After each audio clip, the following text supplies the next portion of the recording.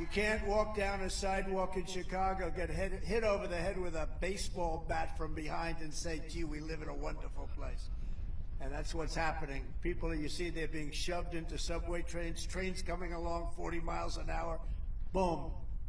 A man shoved right into the train. These people, it's a horrible, horrible thing. Nobody's ever seen anything like what's happening now. Nobody's ever seen it because they're not respecting law and order.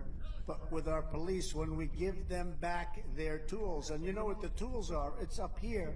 The tools is nobody can do it better than them. You'll have law and order again. You'll have respect. You have to respect the police. Right now, if a policeman speaks a little bit loudly, he loses his family, he loses his house, he loses his pension. We're not doing that anymore. We're not doing that anymore. Under the radical left Democrats, the streets of our cities are ruled by bloodthirsty gangs and violent criminals. Much of the crime wave is caused by drug dealers who, during the course of their lives, will kill an average of 500 American citizens. So you have a drug dealer, he or she, over the course of their life, they'll kill 500 people with drugs.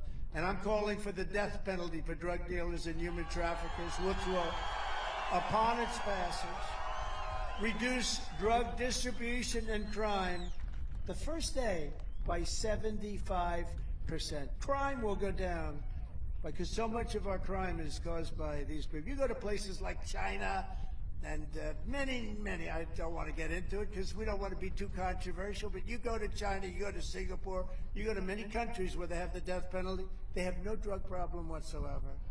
The drug dealer says, no, let's go to the United States, a much nicer way to live.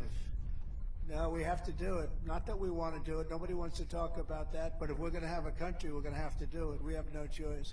With a Republican Congress, we must also pass critical funding to hire thousands more police officers nationwide, to put violent criminals behind bars and to keep them behind bars.